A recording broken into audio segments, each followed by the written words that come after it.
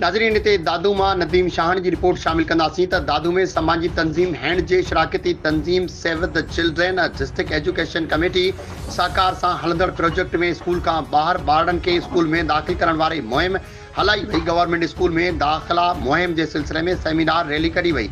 Seminar में district education officer Liaquat Naich, taluka education officer Irfan Sahir, हैंड ज़िले दादूअ के district manager doctor Aziz Babar, Abdul Hameed Sameejo, Munawar Brahmani समेत स्कूल के ॿारनि सिविल सोसाइटी से ताल्लुक़ रखंदड़ शहरनि शिरकत कई।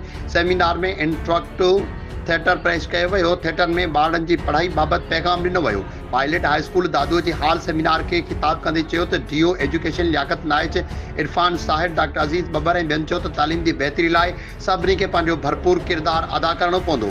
ॿार की तालीम इंतहाई ज़रूरी है।